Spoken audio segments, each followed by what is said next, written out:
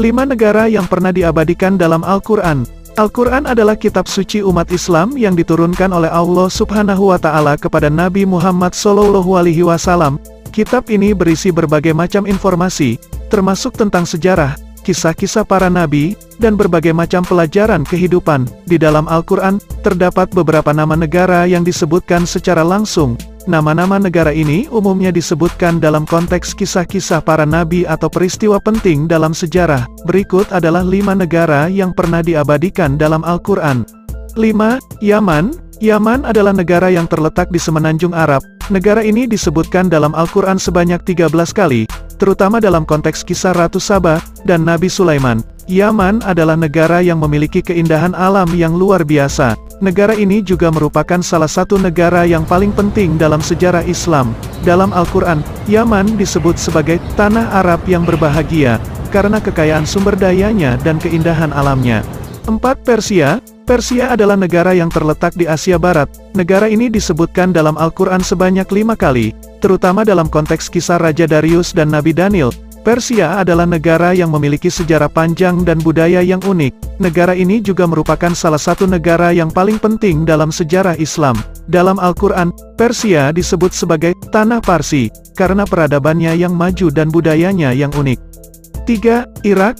Irak adalah negara yang terletak di Asia Barat. Negara ini disebutkan dalam Al-Quran sebanyak 10 kali, terutama dalam konteks kisah Nabi Ibrahim dan Nabi Nuh.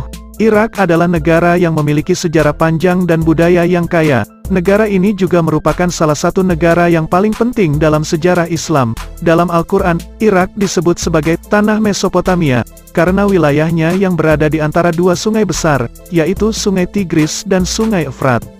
2. Syam. Syam adalah wilayah yang meliputi Suriah, Lebanon, Yordania, dan Palestina saat ini. Syam disebutkan dalam Al-Quran sebanyak 22 kali, terutama dalam konteks kisah Nabi Ibrahim dan putra-putranya. Syam adalah wilayah yang memiliki keindahan alam yang luar biasa.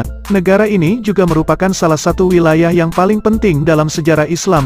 Dalam Al-Quran, Syam disebut sebagai tanah para nabi, karena banyaknya nabi yang pernah tinggal dan berdakwah di sana. Nabi Ibrahim, Nabi Ismail, Nabi Ishak, dan Nabi Yakub adalah beberapa nabi yang pernah tinggal di Syam.